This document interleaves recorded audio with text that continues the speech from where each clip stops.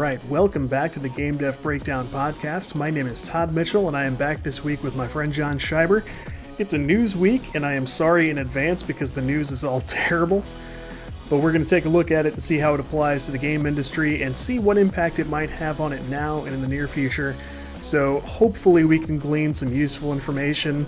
Otherwise, it's just a pile of crap this week. So bear with us. We're going to do the best we can and try to make sense of things.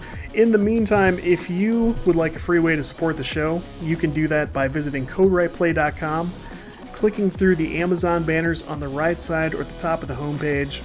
You'll pay all the same prices at Amazon you normally do, but that's a free way for you to support us and help us keep the operation moving in the right direction. You guys are doing it already. We hope you keep doing it. We love that. We appreciate that. Thank you so much. Here's my chat with John.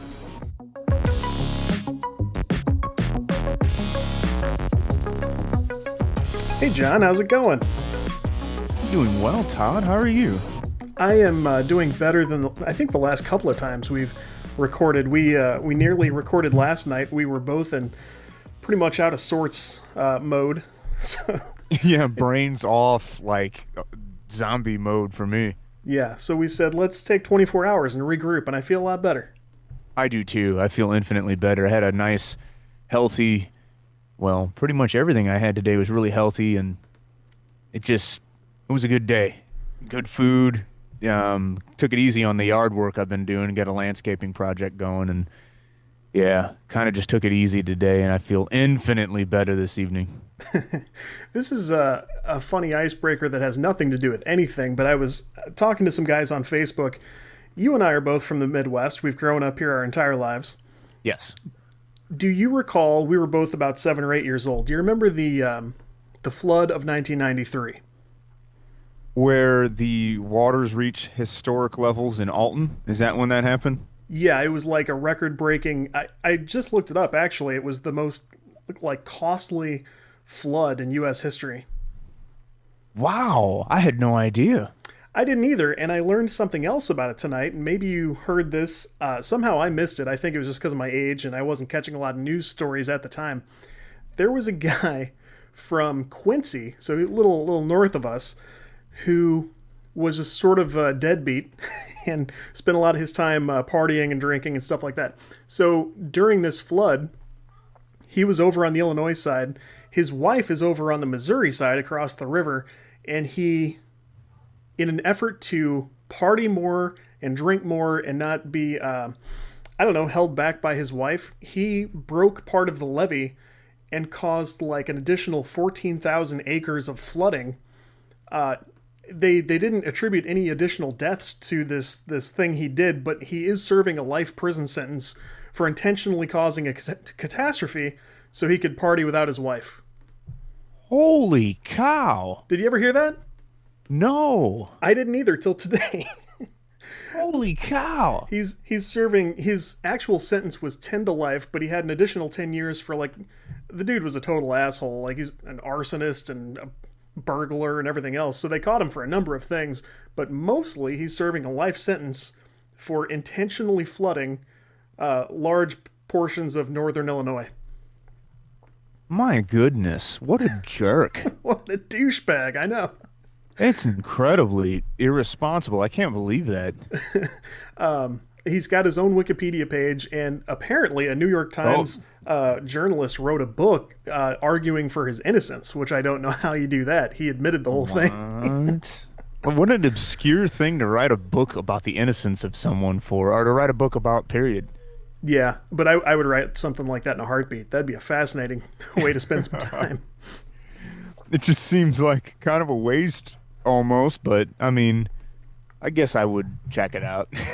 And sadly, I think that's the most positive thing we're going to get to talk about tonight, because we're sort of doing a news roundup this week, and what a nightmare of a week for video games. Most of it's pretty much, it's not really too friendly. It is bleak. So you've had some time to look some stuff up. You brought something up that was pretty excellent, and actually let's lead off with that. Okay. This really sort of sets the tone for the whole week. Somebody brought up the question, what happens to your Steam library after your death. Steam's been around a while now. Millions of users, some of which have come and gone. And the question arose, can you transfer that to a loved one? Is that something you can, even place in your will, something like that? And something. Apparently the answer came back, absolutely not. You can, that just goes to be with Jesus or, whatever it is. And you brought the answer to my attention. I didn't know what they determined. Yeah, and it's just like, it's weird because it's a legal gray area. So they haven't like come out flat right out and said, from what I understand, that is like, hey, this is exactly what happens. But at the same time, it's just another one of those things on Steam's list where it's just like, we don't have to, so we're not gonna. Because especially with that, it's just like, they all hit agree to terms, and there you go. And so like if your kid takes your Steam library on after you die and just uses your login, is it sort of like, taking grandma's social security check 10 years after she passed on? Or it's right? Is that the equivalent of it? I think I don't want to demonize Valve too much for this, because I think a lot of it is just the nature of like a non-transferable software license. Yeah, that's a good point. Really, you're never buying something just directly from Valve or anything, unless it's one of their games. You're basically, Steam is selling you a license to somebody else's thing, and that's actually always very complicated and has miles and miles of red tape and legal jargon attached to it. So I kind of understand that from the Steam point of view, you can't just go like, yes, we can give you permission to transfer those licenses. You would have to work that out with every one of your, like, I must have 500 games in my library. Mostly this is Humble Bundle's fault, like it is for you. Oh yeah, I have so many games I haven't even played. Yeah, and already I'm sure some of them you could never reach the developer anymore or the publisher. Some of this stuff is already sort of hanging in limbo, Yeah, I'm sure some of our keys have made it to gray key sites. Oh, yeah. There's bound to be something in my Humble Bundle library that if I went and tried to activate it right now, I'd be like, and I'd be like, yeah, I bought that. Yeah, right. I paid for that. Yeah. So the first bad news of the week was when you die, basically your Steam library dies also. Yeah, but you know what? I guess you just accidentally came up with a good solution, which is just don't say nothing. Well, you're dead. You're not going to say nothing anyways, but just give your login info to the grandkid. I'm kind of with you there. I think, I keep all my accounts. My wife and I both actually keep both of our account info in just a giant spreadsheet on Dropbox. So I don't know why I'm saying any of this. That's a terrible idea.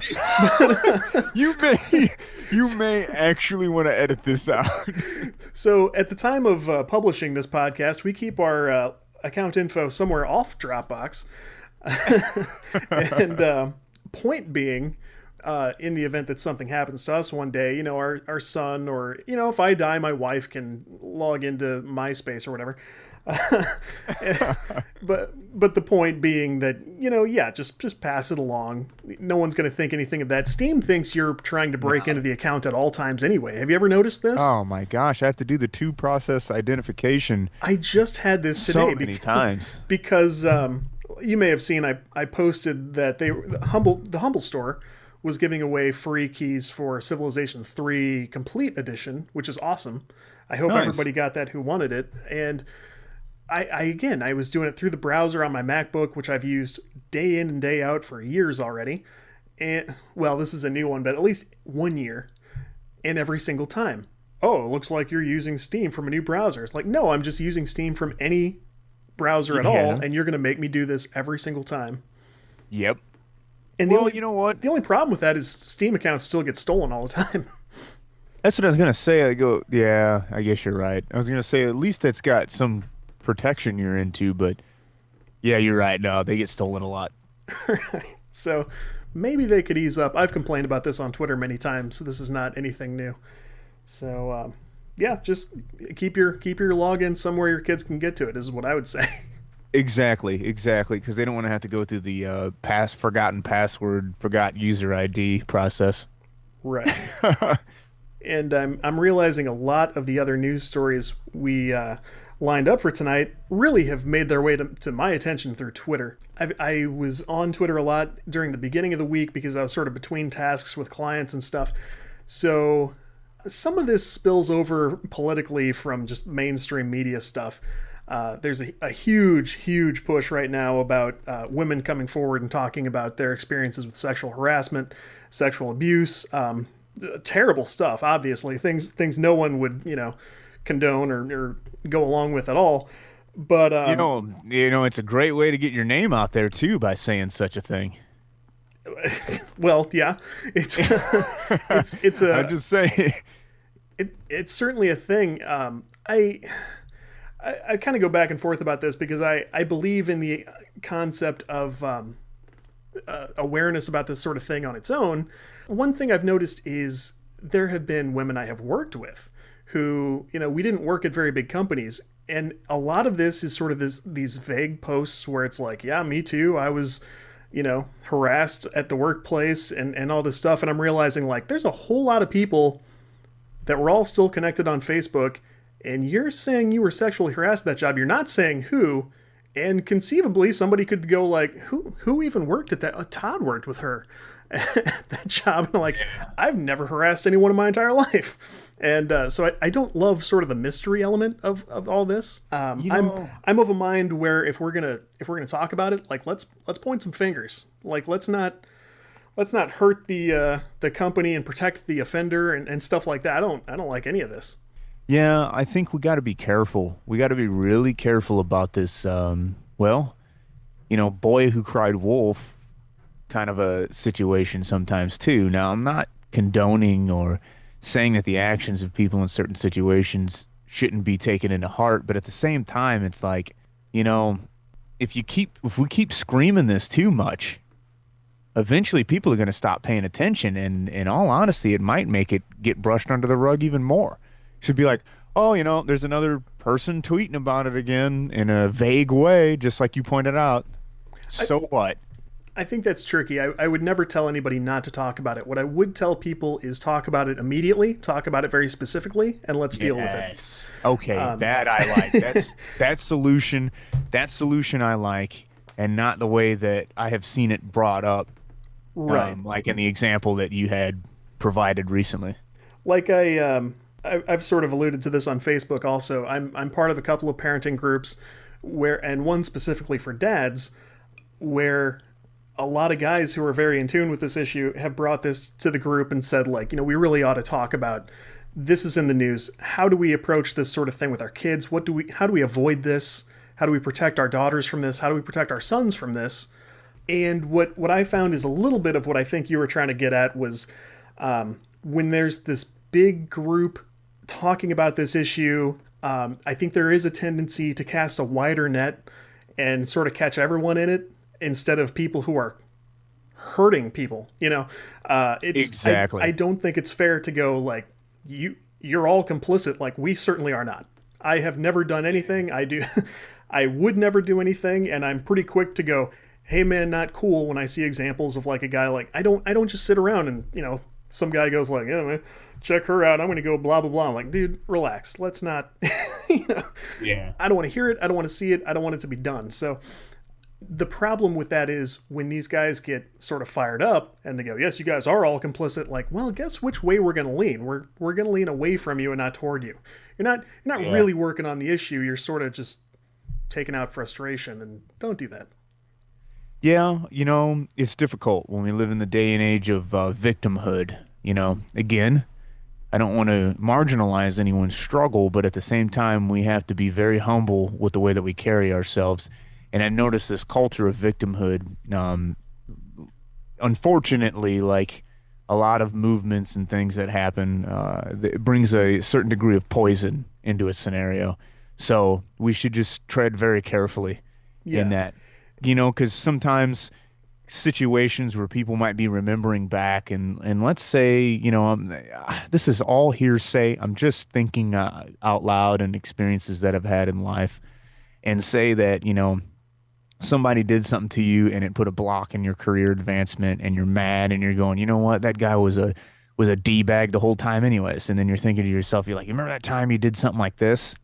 And because it was from a while ago, like you pointed out, you didn't tell anybody right away. Maybe you're doing that.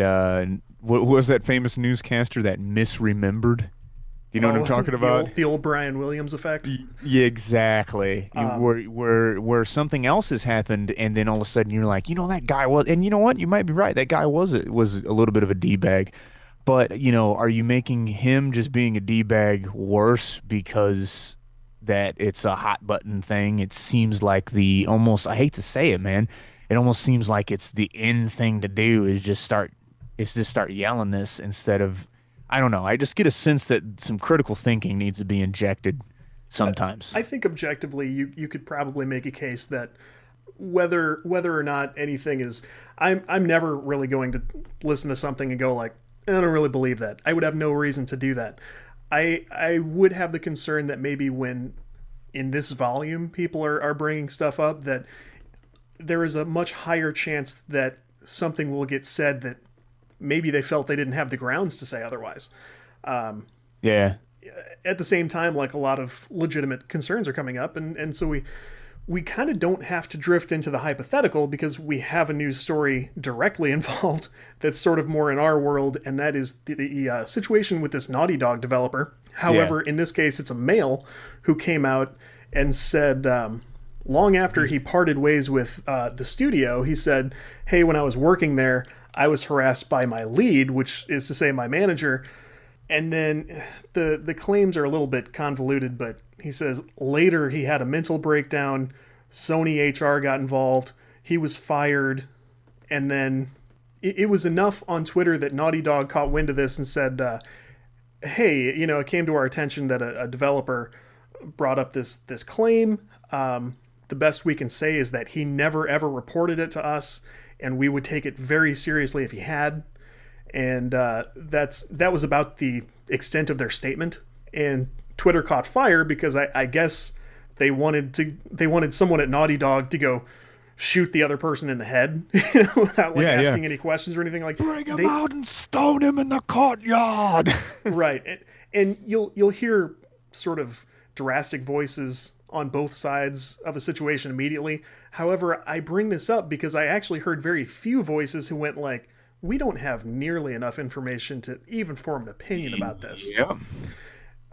Since that time, a reporter at Polygon brought up like, hey, there was a time when I was talking to somebody at Naughty Dog and he said something super inappropriate to me, which this one, I'm going to make myself a hypocrite. I had trouble with this one because a journalist experienced this and didn't say a word about it. If she decided not to do that, I would say that's somewhat unusual, and there would never be a better time to go, hey, here's an experience I had, and this is bullshit, because everyone would have agreed that the thing she described was absolute bullshit, and it would have been a fine time to get that guy fired before he could harass anyone else. Yeah. I agree. You will not hear me defend something like that, but we got to talk about it. The guy who came out on Twitter has named no names. Technically he reported this on Twitter for the very first time. That was the first time it ever came up. I'm sorry. I am all for investigating any complaint about this, but we have to have a name. Yeah. Yep. That's what I'm saying. The casting this wide net and just throwing these things around in the type of soil, so to speak, that we have right now in the political climate of our nation, and the way people can lose their jobs so easily. And it's just like, you got to be careful about how you do this. Like, I think I really like your perspective on it. If you're going to do it, make sure you do it. Don't just like be like, this whole dev with a bad name in the first place is weird. It's almost like what's going down, and you're like, I don't know. From the outside looking in, it just makes me feel again like, is it just trying to damage them? From the information I have, from my perspective, it seems like that to be. I mean, I'm just being honest. Yeah, when I was trying to present sort of what I felt was a sensible, like, level-headed approach to this, I had a guy who was talking to me about this who was willing to argue that no one's naming any names because like men are this dominant force and you can't, it's hard to do anything and you're just going to ruin your career and all this stuff. And I guess my response to that was like, yeah, I think there was a time when that was true. And I don't consider the average male, certainly the average like straight white male who some people would argue perpetrate this the most often. I don't think that guy's untouchable by a long shot anymore. No. You can look at the Harvey Weinstein thing. You can look at countless other guys who have just been absolutely destroyed by, exactly this. And that's why I'm saying it's not bad that we should talk about it. And that's the power of bringing up a name now, Yeah. So it's tough because, like I said, Naughty Dog, that was the extent of their response to it so far. And one problem is it's possible for Naughty Dog and this guy on Twitter to both be telling the truth because their stories don't necessarily conflict. It's quite possible this guy was harassed on the job by a man, a woman, whoever it was.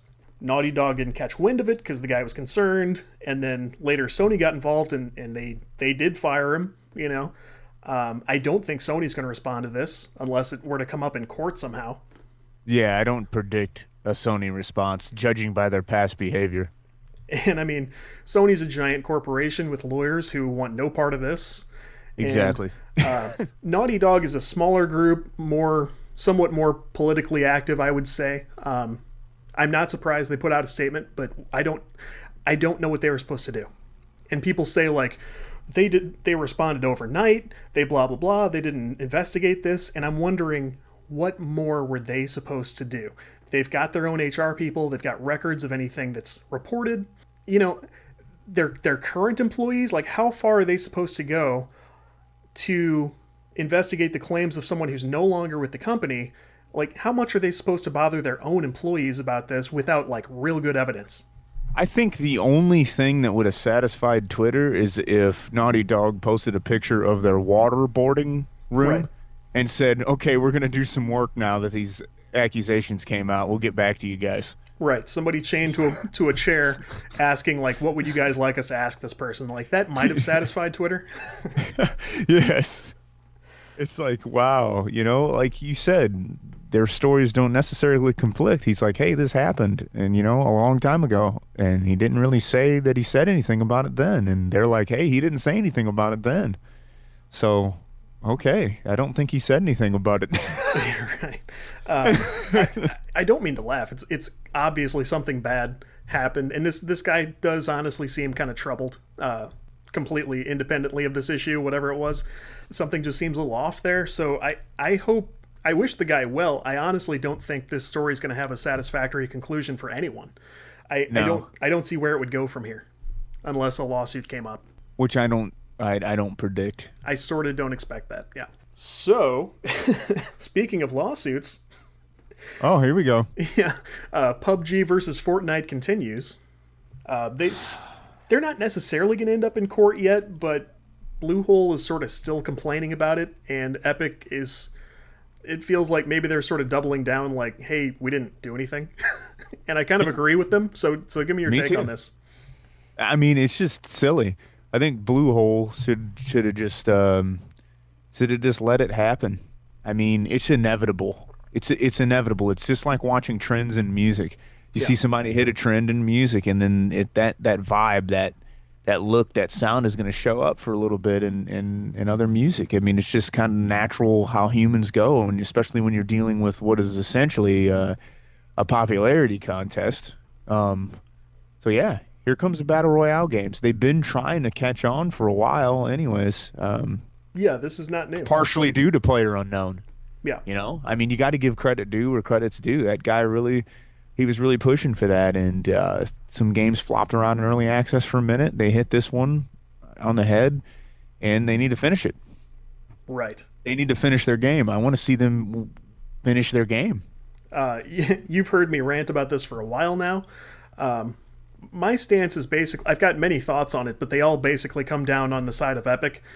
Mine too. I feel like, for one thing, the complaint in itself is basically about a couple of sentences in a promotional video where like a director speaks to a camera about, and it says perfectly flattering things about PUBG. It's like, we love this genre. We're influenced by these games, and we want to try to create an experience like that for players. Okay, that's not really a confession of anything wrong. No. If you want to move on and I mean, that's an absurd thing to go like, we may take action on that. Like a passive sentence in like a YouTube video for Facebook. Like, what do you think a judge is going to say to that? I don't really quite understand the motive of Bluehole by pointing it out at all. So I'm at a loss just from the start. I think you kind of are too. Yeah, Bluehole is part of their claim is that, hey, we built this game on Epic's Unreal Engine. Yes. So this is bullshit. Now, the reason that's not bullshit is that doesn't mean Epic has their source code. I'm sure they don't. No. So if anything, maybe Epic could go, hey, you built this on our engine. And if you want to continue to use our engine, you may want to cool it. Right. So I think they're opening their mouths without thinking about it too much. And to tell you the truth, I think this is a problem that we're starting to see a lot, where small indie studios with no real experience start to do like big AAA business without big AAA experience or wisdom, knowledge, whatever you want to call it. Yeah. And they're starting to trip up like this. It seems to me that people were not ready for this situation they found themselves in. They're not conducting themselves that well. No, not at all. Because what it screams to me, and I've said this to you, what this screams to me is that they went, wow, a more polished game with a better player experience, because from what I understand, people seem to really like the PvE, crafting, loot, hoarding elements of this game. That setup, that seems to be, I'm really interested in playing it. I need to give it a shot. It seems to be something that's catching on. And then all of a sudden, this game that's further along, really in a development stance, it just looks like it runs better, is taking their thing and being like, hey, look, it's a game mode in ours now. And, why not go after GTA about that? They did that. But, this one here, I think more so makes him feel like a direct threat, because it could just be a better game. Right. And that's what I'm wondering, if they're sitting there sweating bullets thinking, oh, man, they have created a better Battle Royale experience. And this was the other thing I shared with you. If I was at Epic right now, I'd be hitting these guys hard. I would be going below the belt. And, I would put out more videos that said stuff like, sounds like they have issues with our game, and because our game is too much like your game. And our question is, what game? That public beta you guys are doing? Like, finish your game. Come back and talk to us. Wow. Going for the throat with these guys like, hey, we've got something that we're finishing. Come back and talk to us when you're ready to release this, and we'll discuss. I'm telling you, man, it's I would be more likely to defend devs in situations like that, the smaller dev in situations like that, unless I hadn't observed their track record in their early access games. I mean, the Ark developers miffed me. I haven't played that game since that controversy happened. And PUBG left a similar flavor in my mouth when they instead of finishing their game, they put in a microtransaction system. Tripwire Interactive, Killing Floor. I went through that thing, burning through those forums. I wasn't as angry as some of the other people, but I still thought it was a very valid concern to bring up. You guys promised us a game, and then the very next thing we see resources used for that we bought into it early, because I'm a huge fan of Killing Floor, is that you're going to throw a microtransaction system in there. And then PUBG did the same thing with the crate key, same exact thing. And it's just like, it's tough to want to defend a development company that makes a move like that for a game that's in early access that desperately needs its bugs fixed when it advertises itself as an esport ready game. Go watch some of the esport ready footage for PUBG, and you just, oh my gosh, it's so laughable. If I developed that game, I would be so embarrassed right now, because it's like, oh my gosh, they were resetting servers in their first for real competitive event. I seem to recall hearing that. And it's like, wow, guys, wow. I'm with you. I have the instinct to go, and I mean, I'm an indie developer. I don't want to go, hey, this indie needs to shut up. Like, I don't want to ever have to take that approach, but this indie kind of needs to shut up. Absolutely. I'm concerned because it seems like there's this trend where indie developers who, and I say developers more like individuals than studios. When you have studios that rely too heavily on a single person and their game catches fire, that person sort of tends to go insane. So I'm very scared that one of my products might become popular at some point, and I'll lose my freaking mind. Right. I could give you tons of examples. I mean, you've got this PUBG thing. That's not going anywhere positive. You've got the No Man's Sky situation. Worse than that, you had Phil Fish with God. What was that game? Fez. Fez. I vaguely remember that. Marcus Persson, Notch from the Minecraft fame. Like, he's way out there now. Like, I'm worried I'm going to freaking lose it. Nah, you're good, man. You got a good base. You're grounded. I think that's what happens when somebody is doing it for the wrong reasons, and it just changes their life, and then they've had the wrong perspective from the beginning. I don't know. I could be wrong. I just see that happen to people that stumble upon wealth sometimes, and like they just weren't prepared, and they just had a different goal in mind. I think when your goal is to make a good game instead of make something for a cash grab, I think that's really solid evidence of how that's going to turn out, honestly. And a lot of these early access things are just scream cash grab. Well, yeah, that's true. That's one reason I don't like what I'm hearing about the Naughty Dog stuff, because that was a story of a small operation between two guys who were friends, and this is all chronicled very well in the book Gamers at Work, who, they were just finishing college. They wanted to work on games back in the days when, the PlayStation was just getting ramped up, and they traveled the countryside looking for publishers and just kept hearing no, no, no. And it was one of those stories, like the very last people they went to talk to went, yes, we love this, we love you, we want to fund your stuff. And they had this really nice underdog story from there where they got to work on like the Sony movie lot and just this developer's dream, Nice. And they've really turned that into something. And when I hear stuff like this come up, it's got just nothing to do with the people at the top, I'm sure. But they've got this crap that drops in their lap, and it's like, what do we do? Who do we believe? I feel sorry for them. Like, that's all because of how well they've done over the years. We're talking like decades now, where they have conducted themselves very well. They put out great products. They haven't lost their freaking minds. They stay passionate about this stuff. What else can you say? Like, I would love to see Naughty Dog sort of rise above this, find the truth, deal with it appropriately, and move on. Yes, I agree. And that's why I'm, being not sure it's going to happen that way is sort of disappointing. Yeah, you may not hear much of it again. It's really tough saying, because like you pointed out earlier, there's just really not enough info there at all for anybody to be too fired up or anything. Yeah. I mean, it's not making light of the situation. It's just the objective truth. There's not enough there to get too fired up. Yeah. And speaking of way back developers, maybe not rising to the occasion when it comes to stress, did you check out the links I sent you about sort of Ron Gilbert promoting Thimbleweed Park recently?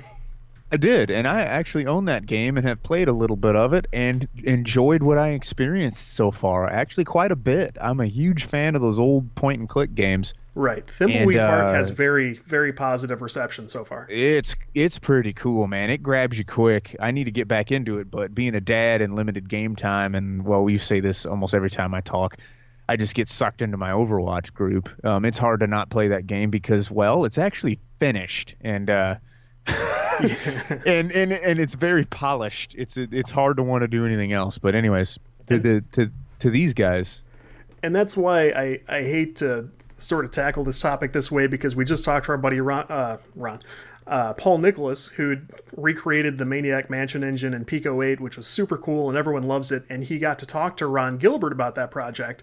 And he said he was just this really nice, gracious guy who was awesome to talk to and very supportive. And you look at Ron's sort of state of mind about Thimbleweed Park's sales. He seems like he's not dealing with that very well. Yeah. I don't know how much of it is like, his sort of grumpy fella character he's sort of created for his online presence, but like reading the thread just go on and on and on about like, hey, you guys need to tell your friends about this because we're not seeing the sales we expected, and people are trying to sort of reach out and be like, oh, hang in there, this is a great game and a great product and it'll sales will pick up. And he sort of snaps back at him like, it's selling fine, I just don't think enough people have seen it. Yeah, he said he said it's selling fine, it's just that not enough of the Monkey Island people got the game. And I don't understand is how, I guess he would know that by checking out what else is in the library of people that have bought but how would they know that? Well, I mean, that was a really long time ago, and some of those people might even be dead. Yeah. I don't mean to be a smartass. That was like, what, 25, 30 years ago? That was a long time ago. Yeah, it was a really long time ago. And I haven't looked at the dates, so don't quote me on that. But the point is, like, you have to understand, if you're trying to resurrect a genre that was cutting edge at that time and is now a little bit more of like a pet project, I think it's going to do really well on the Switch because there aren't a lot of good games on the Switch at all. And in fact, they're moving it to the Switch? It just came out on the Switch and it's already at number one. I think it's already. That's great. I think it's already the top selling new title on the Switch. No, that's not true. None of that is true. Stardew Valley, I was thinking of. I am sorry. It's coming to the Switch. I think it's going to take the Switch by storm. Ooh, Stardew Valley? Yeah, and that's $15 on the Switch right now, and I've been thinking. Man. I got a little Amazon credit, and I was thinking, like, I could work that out. That's gonna dominate that system, man, because I adore that game. I blazed through my first playthrough on that. I just got it on Steam. So I crushed it. It didn't really take me long to finish the main, what I consider, story. I'm not even going to say nothing to you. It's interesting how that unfolds. I appreciate If I start saying too much, the plot will start crumbling. And I really, really, really, really like how that guy made that game, man. You can tell he really sat down and wanted to make a great single player experience with a little bit of a throwback vibe to it. I say that because that game does things with that type of a game that I was just like, wow, that's cool. That's cool. It's just cool, man. It is just really well done, and you can tell a lot of his heart is in that. Like, I can sit there and already know without talking to that guy that within asking him a few questions, he would be like, yeah, this is just basically a world that I wanted to live in. You can tell. It's like where he would rather live than sit there and program a game. That's almost the vibe I get from some of the dialogue in the game. That it's almost like him trying to be like, yeah, wouldn't this be amazing? Yeah. And it's like cool, and that's why it's so charming. And you're just like, wow, this guy wants to be here. Now I want to be here. It's just so cool. It's a great experience. That's a game that I'm gonna have my kids play for sure because it teaches you so much, and it's awesome. It's just really cool. There's like some really basic economic stuff in there, like most of those kind of farm games, but just the way that he does it is cool because, yeah, I could nerd out on that. I'm sorry. Well, I love the idea of having it on the Switch. I think that's probably a great way to spend the kind of time with it that you would like to. Yes, absolutely. It's not always easy to sit down to that game on the computer or on the Xbox, but I think on the Switch it's going to do really well, and the sales seem to be proving that. I hate to see Ron in such odd sorts right now.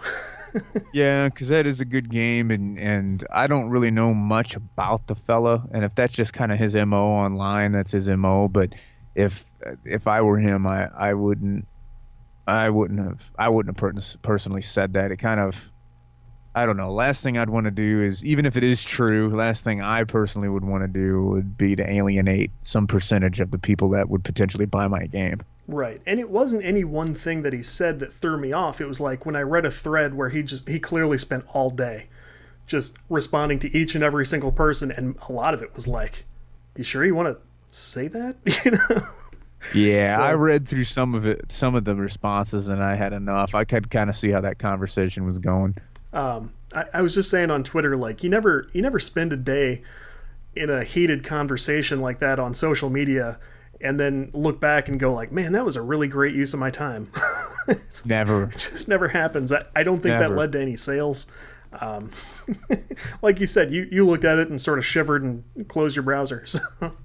Yeah, and like, I'm pretty quiet on most social media. I need to migrate over to Twitter because I am so reluctant to post anything on Facebook anymore, and it shows. I don't hardly post anything on there, and it's just like, I don't know. In some ways, I could kind of feel for him if you're gonna say something, and then all of a sudden, you get a string of comments in there that are just take it in different directions and kind of skew things. I get it. I understand how that, but at the same time, though, coming out of the gates like that, you're kind of asking for it. So I think the right balance is when people will put out like a tweet about something, maybe like a response to the first comment that comes back, and then they don't revisit it no matter how ridiculous it gets, off topic, on topic. They never say another word. I've never been any good at that. Whether it was, promoting my own stuff or just interacting with people, I'm very, very bad at that. But that does seem like the right approach. Yeah, I think I agree. So, it would take some discipline too.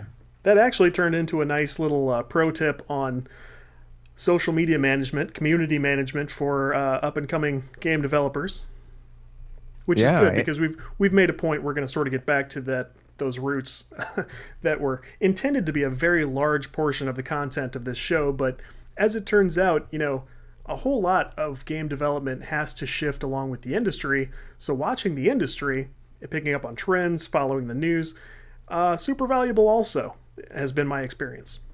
Well, exactly. And you know what?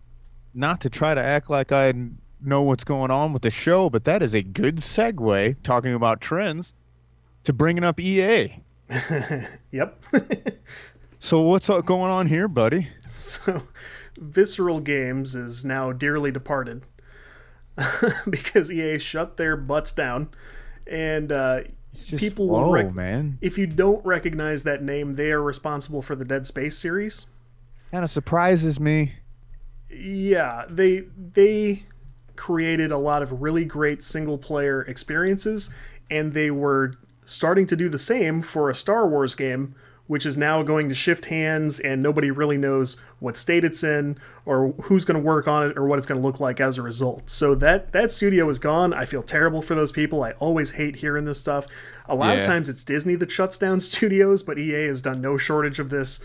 And I just mean in terms of studio stories that I end up covering, a lot of them are like, Disney shut down, whoever, and EA does it all the time as well. And it's very sad.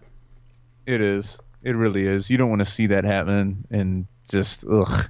Yeah. But and it is alarming when you read the article. I couldn't stomach reading the whole thing because I could just sense where this was going, and this was going in the direction of, what is that phrase that I read that it just made my brain. I don't even know how to think. It was just filled. I was just filled with dread, knowing that someone at EA said, we're looking at current trends in the marketplace. That was one of their reasons why they decided to switch the focus on the game. And I was just like, oh no, what are we going to get? Star Wars PUBG? Oh yeah. Yeah, that was it. Their commentary sounded a lot like, we feel that single player is dead. Basically. And that rose that question directly on Twitter, and that's why everyone's been going insane about, people are pointing at indie studios as being sort of the new champions of the single-player experience, which I think in recent history and probably moving forward, that may turn out to be true. Could be. Will this turn into Star Wars PUBG? Maybe. That's what I'm worried about. They're going to do that. Do you remember there was a game... Man, it was in the early 2000s.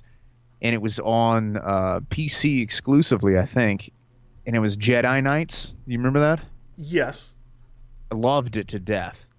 And There I'm are a few of wondering, those things like Jedi Academy or whatever. yeah, and I'm wondering if something like that would be coming now. While I would be partial to wanting to try it because it would remember the good old days, because having some epic lightsaber battles on some of those games online that were just so stinking fun, you didn't even care if you lost. They were just so fun.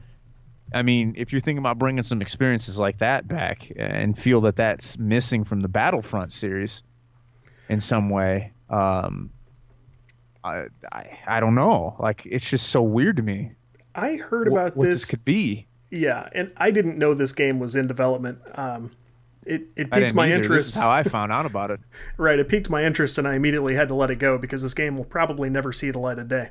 But what I thought about was the Force Unleashed series, which was great. Like, that was a lot of fun. And if they had made something like an updated approach to that kind of game, I think that would have done really well. I will say this. I think they may be making a correct assessment in the sense that when a single-player game comes out, for the way I play games, I almost never buy it at launch. I almost never pay $60 for it because my friends are playing games like, they'll play Battlefront 2, they'll play the new Call of Duty. It's all this online multiplayer stuff where we're playing together, and if we do that stuff later, there aren't as many players, and there are more hacks out and exploits, and the experience is not as good a year later compared to right at launch. So that's what we spend our launch money on. And then the single player stuff does come maybe a year or two later, like a long time after the fact. And if they can't deal with that, then yeah, I guess they have to get out of that business. If indies do that, they're going to make single player games, and they're probably only going to cost $30 at launch anyway. So yeah, this is what I can see from a big company perspective. Here's what it is. Microtransactions work, okay? A bunch of us think they're ridiculous for the most part, but they're working because something that I think that should be considered predatory is how they almost make it seem like gambling for young children when they have their parents' credit card tied to the Xbox or PlayStation account or whatever, or maybe even if they're old enough, their own form of payment is attached to this thing and they get Christmas money and stuff like that. And they're buying the next step up in the game all the time. They get to get more boxes, so they get more guns and everything like that. And it's just like, this is working for them. That model is starting to really work. And then if you think about it, the single player, you got a big expense with voice acting and making an actual story, and different parts of game design get cut up. All you got to do is make these one really cool, quote unquote, sections of a map for you guys to fight in. The multiplayer community creates all of the experience, basically. Minimal content's offered. There's no plot, like I just mentioned, no voice acting, and then there's a marketplace. Boom, churn them out. $60 a pop. You get pre-order bonuses, so we get that money sooner. And then there you go. Keep churning them out. And it really seems like it's going that way for a lot of the big studios, and it's sad.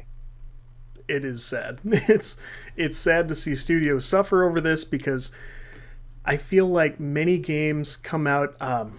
Rise Son of Rome fell trapped to this. Like, it was a really great single player experience that got, I can't say buried. That was a launch title, so that it doesn't sort of qualify the same way. But long after the fact, we end up going back and finding these amazing gems of games that are polished and really fun and immersive in ways that the multiplayer stuff never is, and we get to hear cool stories and do cool things.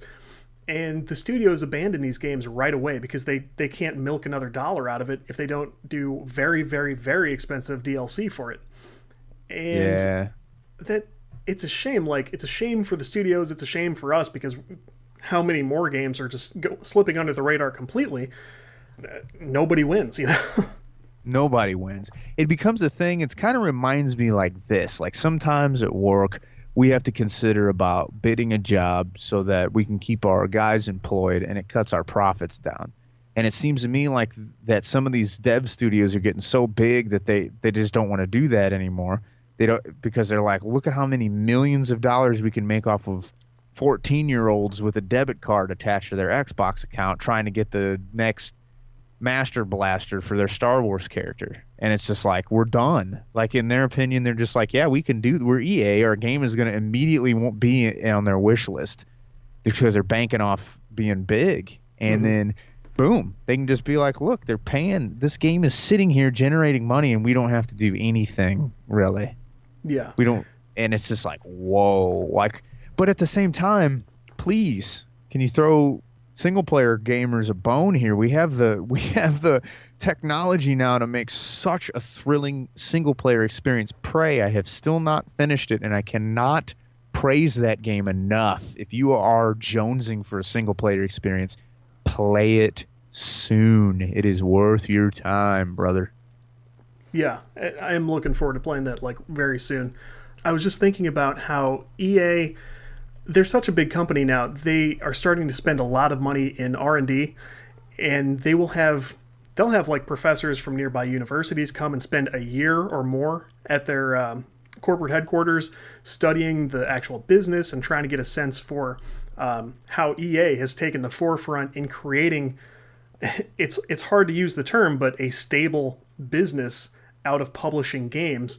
And it's hard to celebrate their progress when you see them shut down a studio, and it's not uncommon that they do so. But the things they've done and the trends they've identified, it's all fascinating. And occasionally papers will come out that you can read from the academic side of like what these people discovered on the inside. But business at EA itself is actually very stable, and they've got a whole lot of lifers in the place that are talking about like, my stock options have matured and life is great and all this stuff. But then you see the chaos just like one circle outside of this corporate office. It's they got a long way to go in terms of creating sustainable revenue, at least in the sense that doesn't cause chaos right outside the corporate walls. Right? From my perspective, this is what I would do. I would look at that situation and be like, how much of a profit and how long is it going to take us to make this money back on this investment? You look at that and you're like, yeah, you know what? That's not really the best situation for us, but at the same time, we're not going to lose our rear ends on this. There's no way they would lose on a good Star Wars single player experience. I might even pre-order that, even though I claim I'll never do that again. I would love that so much. Like, if it looked that enticing, I might even do that. They wouldn't lose anything on it. It's just, I wonder if they wouldn't make what they see that they can do for much less work, really. Yeah, and they say this game is not dead. That's me speculating this thing's going to be in development hell and might just sort of go away. It seems hard to imagine a situation where they shut down one studio, toss it to the next one has a great experience. Like, yay, this went very well.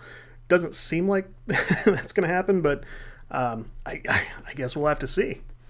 You know what it is? They came up with a really cool combat mechanic for the Jedis. And I'm just total speculation, of course. And they're sitting there and they're looking at it and they're like, okay, can we make it work in multiplayer? I'm wondering if that's what they're trying to figure out right now. And if they can't, they're going to dump it. They'll announce they dump it. If they could take that combat and make it work for multiplayer experience, I bet you'll see the game come out. But mark my words, unless this can transfer itself into that EA model, just that mill of hyper polished games that's just, hey guys, here's a handful of levels and some loot crates. See you again next year for number 16. And wouldn't that be something if they did sort of multiplayer-ize this game and then Battlefield 2 suffered the same way, Battlefront 2 suffers the same way Battlefront 1 did. And they've ruined multiple games in one fell swoop. Yeah. I mean, gross. Golly. It's just, ugh. But yes, let's not leave it too dark, man. We got to have something good to say. This news week was really depressing. Wait a minute, there is nothing good, is there? I was gonna say, man, I hope you've got something. I don't have anything good, man. No, if anything, it was gonna get worse. If we had extra time, we were gonna talk about the patent that Activision was just granted to basically use matchmaking to sort of shame new players into buying like loot crates and stuff. That story is just disgusting. And they say I don't even want to talk about that. I know. They say it's purely research and development, and they got a patent that they just went out 4 years ago, and it's not in any games. They're not going to use it in any games. But boy, it's gross that that's where their heads are at.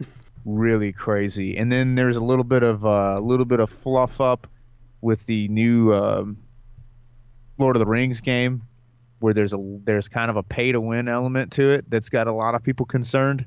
And see, that's another one of those games. Like I desperately want to play that, and I have no intention to spend $60 on it. And maybe it'll be game of the year again, like the previous one was. Yeah. I just, my friends, I can't play with my friends on it. I'm not going to do it. Not right now. That's the thing. That's why I keep going back to Overwatch. My buddies are like, man, you don't want to play PUBG with us too much anymore, or yada yada, or something else. I'm like, nah, man. Overwatch is finished. It's polished. I can play with a bunch of buddies.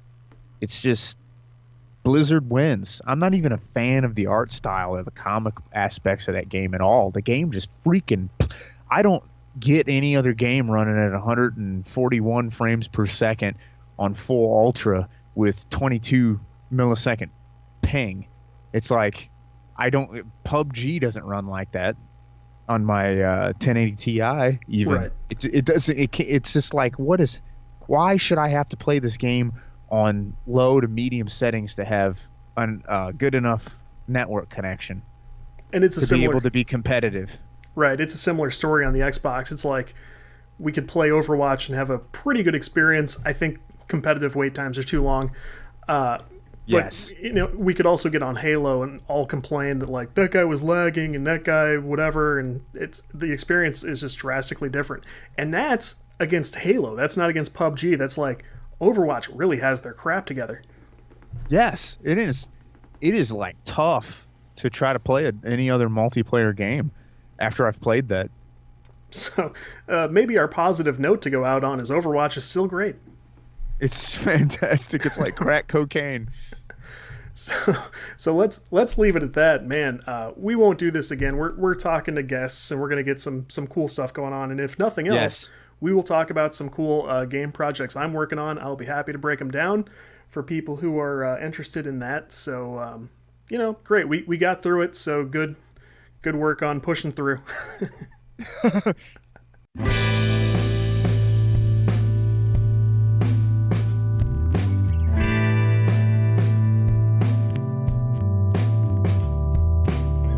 So there you have it, a week full of terrible news as it pertains to gaming. My God, try to keep upbeat, try to be good to the people around you, because none of us can handle too much more of this junk. We will make sure next week is not like this. We will celebrate the positives, and we'll have a good time. So in the meantime, please feel free to subscribe to the show, interact with us on social media. We do this for you guys, or otherwise it'd be too goddamn depressing. So again, for my buddy John Scheiber and for Code Right Play, I'm Todd Mitchell. You guys keep playing. We will catch you next week.